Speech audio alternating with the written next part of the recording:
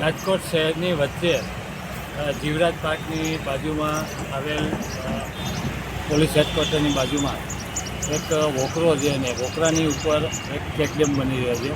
એ check dam Lakhani પરિવાર એટલે હરીશભાઈ લાખાણી તરફથી સ્પોન્સર કરવામાં આવ્યું છે ને રાજકોટ માટે એક મોટું નજરાણું છે કે હજારો લાખો કરોડો લીટર આની અંદર પાણી સંગ્રહ કરવામાં આવશે.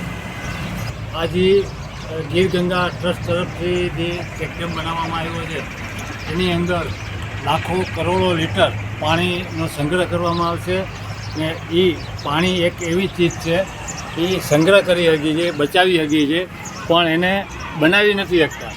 તો આ જે પાણી કુદરતે આપને આપેલું છે તો એ પાણીને આપણે બચાવવાનું છે.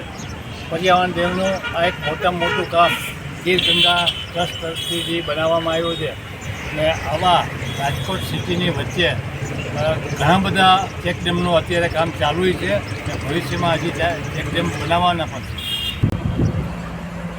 આ કાર્યક્રમમાં અંદર યોગદાન દેવામાં દિલીપભાઈ સખિયા, રમેશભાઈ, વોરા સાહેબ એ બધાનો ઘણો બધો સહયોગ છે. રાજકોટના ઘણા બધા દાતાઓના લાખો રૂપિયાના સહયોગથી આ બધા ચેકડેમ બની રહી છે.